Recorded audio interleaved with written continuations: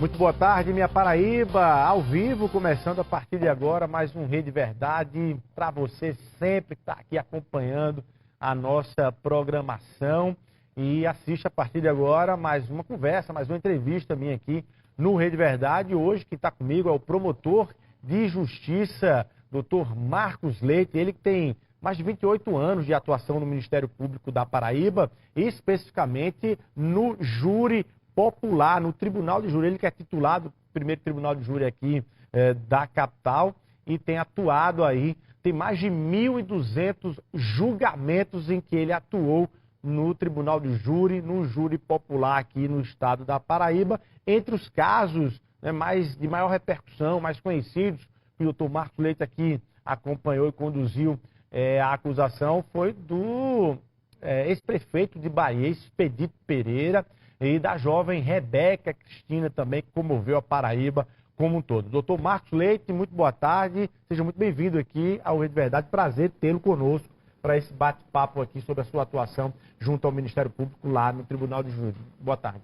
Boa tarde, Luiz, boa tarde aos senhores ouvintes do seu famoso programa, de grande audiência. É um prazer estar aqui para esse bate-papo com os senhores. Bom demais. Pronto, para a gente começar, até para o nosso telespectador também entender quais são as bases que fundamentaram, quando eu pergunto, é base psicológica, sociológica, filosófica e a jurídica, para dizer que o instrumento do júri popular, o que é o júri popular e o que é que fundamentou a importância dele dentro de um processo de justiça no mundo e no Brasil. Para que a sociedade ela seja chamada a participar do trabalho da justiça. O povo julgando o povo. E o crime mais grave que pode existir, que é o crime de homicídio, os crimes dolosos contra a vida, porque, como nós sabemos, o bem jurídico tutelado mais importante que existe é a vida humana. Esse é um instrumento antigo, histórico, Desde os primórdios das primeiras civilizações se adotava essa história do povo fazer esse julgamento, é isso? Tem base nisso? Isso. E aí, a eficiência para hoje, chegando aos tempos atuais, é eficiente o júri popular? Você considera como instrumento justo, correto, adequado dentro do arcabouço jurídico do Brasil? Eu considero justo. Por quê, doutor Marcos? Considero porque o júri, o jurado, ele fica livre do tecnicismo na hora de julgar, na hora de proferir o veredito. Certo. Ele vai de acordo com a prova que é exibida durante o julgamento, mas ele não fica adstrito à norma jurídica, ele não fica preso à circunstância, ele pode julgar de acordo com o inquérito policial aliado às demais provas dos autos, mas ele firma a sua íntima convicção daquilo que foi exposto durante os debates, e aí sim ele opta por condenar ou por absolver. Quais são os casos que se classificam para ir para o júri popular? Vai a júri popular os crimes dolosos contra a vida, consumados e tentados. E aí se inclui o infanticídio, e o feminicídio e a instigação, auxílio ou induzimento ao suicídio. Como é que o Poder Judiciário faz essa seleção desses jurados e qual é a quantidade ali dentro de um tribunal de júri certa para esse julgamento? Nós temos uma lista de 800 jurados aqui em João Pessoa. Aqui em João Pessoa. E selecionados de que forma? Aleatoriamente, convidados, convocados, obrigados, como é isso? Tem realmente esse poder coercitivo, Mas assim, há uma seleção através de alistamento dentre pessoas que tenham notória idoneidade, não precisa ser sequer estudante de direito, E melhor até que não seja, porque há muitas críticas nesse sentido, mas a gente defende o que diz a lei. O que é que diz a lei? Qual é o critério basilar? É que seja a pessoa que tem idoneidade moral, assim reconhecida, moral e intelectual. E esses 25 jurados, a cada periódico de júri, eles são convocados para comparecerem no tribunal do júri e, durante a sessão, 7 são sorteados para compor o conselho de sentença naquele julgamento. E aí, certamente, já é, inclusive, um título interessante para o cidadão ou para a cidadã chamado nesse título, porque tem um crivo específico da idoneidade nesse sentido, Isso. Já há uma presunção de idoneidade. Já há uma presunção nesse sentido. O título é esse. Bom, vamos lá. Vamos para casos práticos dentro de uma atuação do júri popular e da eficiência dele. A opinião pública influencia até que ponto nos julgamentos e, de certa forma, ao influenciar, às vezes a opinião pública ela é induzida a um ou outro erro e tal, e ela influencia os jurados ali dentro do julgamento. Olha, isso é uma conotação, assim, um aspecto bastante subjetivo. Não dá para a gente avaliar, por mais tempo de júri, essa questão da influência que a opinião pública tem. Agora, sabemos que os casos de repercussão, os casos mais rumorosos, têm uma certa influência. Agora, o jurado, eu digo os casos que eu me deparei ao longo desses 28 anos, como promotor de justiça, basicamente atuando no plenário, de que ele se atém ao processo e àquilo que está sendo exibido. Acusando ou absolvendo? Acusando ou absolvendo. O senhor pode dizer, o senhor tem aqui um registro de mais de 1.200 julgamentos no júri popular. Isso. É muita coisa, quer dizer, muito tempo nesse sentido. O senhor pode atestar que os jurados, assim, aí passaram naturalmente mulheres e homens de todas as origens por esses julgamentos. O senhor pode atestar que eles sempre apontaram para os julgamentos corretos e justos, assim? Eu digo que sim. Eu posso afirmar que sim. Eu não tenho... Se eu continuo esses anos todos no tribunal do júri, é porque eu acredito e confio na instituição do júri popular. E eu digo que os que eu fiz, pelo menos, os que eu participei, os que eu atuei, representando o Ministério Público, eu tive, reconhecido o papel do jurado. Bom, vamos lá. Eu citei aqui que o senhor tem alguns casos de grande repercussão, pode citar até outros, mas eu citei aqui o caso da jovem Rebeca, né? Que comoveu muito aqui, enfim, a Paraíba, João Pessoa, mas a Paraíba como um todo também. Naquele momento, quando o senhor pegou, você pode até historiar um pouquinho aquele caso, mas naquele momento que o senhor pegou esse caso ali, qual foi a chave, sabe, que deu ali, na sua visão, que o senhor ia entender que o senhor ia conseguir convencer os jurados para as condenações que foram postas aí nesse sentido aí?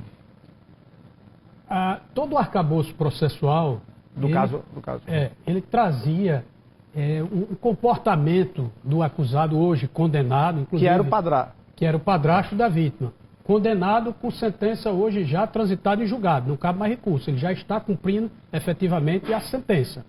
E todo o arcabouço processual reunia elementos de que ele tinha sido o autor desse crime, consorciado a um outro indivíduo que nunca apareceu. Esse outro indivíduo ninguém nunca descobriu, o processo não descobriu, nós não descobrimos, mas efetivamente o padrasto, as provas eram uníssonas, eram robustas para apontá-lo como autor do crime, tanto é que resultou na condenação. Mas o senhor pegou isso, entendeu isso logo no começo ou demorou um pouco para chegar a essas evidências e elementos?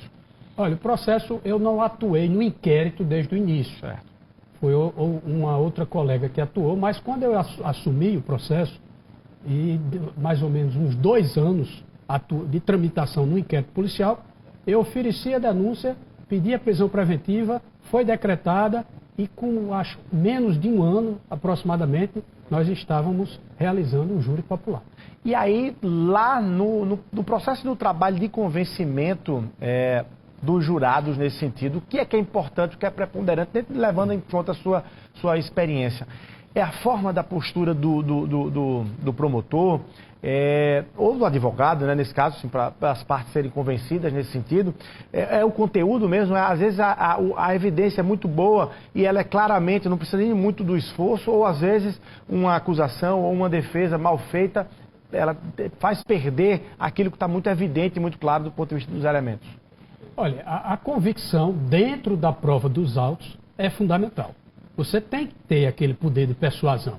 Mas como você está falando para pessoas leigas, sim, você tem que traduzir. Não adianta fazer o uso exacerbado do juridiquês, de linguagem rebuscada, porque ali pode ter um advogado... Porque não é o juiz que vai dar ali a sentença. O juiz vai sentenciar. Vai sentenciar, mas não vai formar o juízo, né, da decisão. Quem forma o juízo, e o juiz só pode sentenciar o que o jurado decidir no veredito. Não pode dar contrário. Não, se o jurado entender por absolver o réu, o juiz vai simplesmente proferir uma sentença absolutória.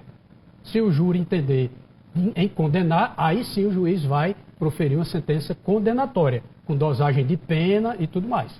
Bom, mas é importante o que você está dizendo, é importante a história da convicção efetivamente para os jurados. Perfeitamente. E de uma linguagem mais clara, de trazer aquilo para a realidade e a humanidade daquele momento. Exato, de forma didática, né? Como eu disse, sem uso exacerbado de palavras, né? No campo jurídico, que o jurado não tem obrigação de saber, e é bom que não saiba, para ele, firmando a sua íntima convicção, possa julgar de maneira isenta, imparcial, dentro da prova dos autos. Bom, eu não sei nem se é o caso aí mas no caso da Rebeca, mas assim, tem um debate sobre feminicídio em que alguns integrantes, alguns colegas do Ministério Público apontam que, para casos de feminicídio, o júri deveria ser obrigatoriamente composto por maioria por mulheres. O senhor acha que essa é uma tese interessante? Olha, eu discordo. Até porque a natureza do júri é um órgão, o Tribunal do Júri é um órgão especial do Poder Judiciário de primeira instância que tem a natureza heterogênea. Então a gente não porque é feminicídio, aí vamos compor o conselho de sentença só de mulheres. Porque, por exemplo, tem uma qualificadora em relação ao policial vítima de homicídio. Vamos compor o conselho de sentença só de policial? Então, assim, se a gente for voltar tudo para o gênero, aí fica complicado para a gente mostrar. O homem vai dizer, não, mas por que eu fui excluído disso? Eu entendo que isso não vai ter um funcionamento prático. Tá, deixa eu fazer só aqui um registro da informação que acabou de ser divulgada, inclusive veiculada pela Band News aqui, também aqui em João Pessoa, né, na 101.1, a confirmação da captura, não é isso, dos 2 fugitivos lá da penitenciária máxima de Mossoró. Depois desse tempo todo, dessas semanas todas, eles conseguiram 50 dias aí, se conseguiram capturar esses 2 fugitivos da penitenciária máxima de Mossoró. Eles estavam em Marabá, no Pará, né, a 1.500 quilômetros lá de Mossoró já, e aí a confirmação da prisão, naturalmente, durante a programação, tanto da Arapuã FM, da Band News aqui em João Pessoa, e da Arapuã, vocês vão ter aí informações detalhadas sobre esse caso. Doutor Marcos, tem uma história tem um projeto chamado Innocence Project, que eu acho importante o trabalho que eles fazem de pegar casos já concluídos, não é caso que cabe mais recursos, mas casos já concluídos, e identificar equívocos, né? Seja no inquérito, seja no início da apuração, seja em perícias, em exames e tudo, e eles têm ali um número X. É óbvio que em comparação ao número de condenados, né, é menor, mas é um número considerável de casos de liberdade que eles conseguiram, ou de livrar, inclusive, de morte, né? De erros de julgamento, erros do processo, né, que induziram a um julgamento equivocado.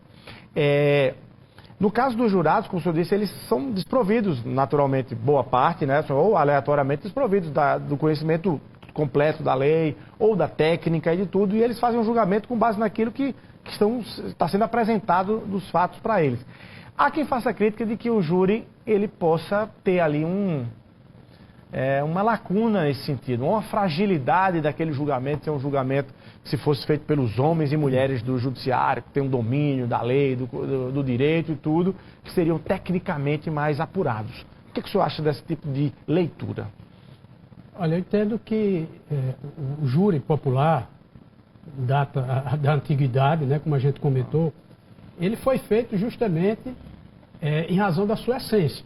Então eu discordo que há erros, o chamado erro injudicando em decisões do Tribunal do Júri, existe também por parte de decisão do juiz togado, do juiz de primeiro grau, dos tribunais também, e para isso existem a gama infindável de recursos, as ações rescisórias, que podem rever todo o processo, as falhas alegadas, né? E para isso os profissionais, os advogados especialmente, manejam diuturnamente essa gama infindável de recursos no nosso país, para tentar reverter essas decisões. Estou dizendo que erro por erro pode acontecer também com os julgadores dentro do aparato do Poder Judiciário. Exato. Porque são, antes de tudo, pessoas mesmo. Né? Antes de ser juiz, de ser o julgador, é uma figura. Agora, tem recurso para os júris? Qual é o procedimento após uma decisão de júri popular? O recurso mais comum é aquele em razão da decisão do jurado ter sido manifestamente contrária à prova dos autos. Tanto pode recorrer o Ministério Público como a defesa. É um recurso mais utilizado, né? Mas também quando a sentença, a decisão do juiz, a sentença, ela foi injusta, uma pena pequena, aí cabe, aí no caso, o Ministério Público recorrer. Né? Eu fiz um júri um dia desse que foram 16 horas de julgamento e o indivíduo foi condenado, não vou citar aqui o nome. Sim, só o caso. Foi condenado, caso absurdo, e um trabalho árduo, era um processo de 4.000 páginas, para você ter uma ideia, e ele pegou 16 anos. Né? Então, eu recorri, o réu, por meio dos seus advogados, apelaram da decisão condenatória, e eu apelei, o Ministério Público, no caso, apelou tão somente pela pena aplicada, para que o tribunal aumentasse. Não mexe, o meu recurso, o tribunal não vai discutir mérito, vai discutir apenas se a decisão do juiz, a dosimetria, a sentença foi injusta. Porque essa dosimetria, os jurados não entram, eles não entram. Não. Isso aí cabe ao juiz fazer essa dosimetria da pena. A partir do veredito do jurado. Bom demais, vamos rapidinho para o intervalo comercial. No próximo bloco vamos falar um pouco sobre o caso Expedito Pereira, que o senhor também acompanhou ali, um caso também que chamou a atenção, porque, imagine, veio de onde também ninguém esperava nesse sentido. Um minutinho e a gente volta aqui no Rede Verdade.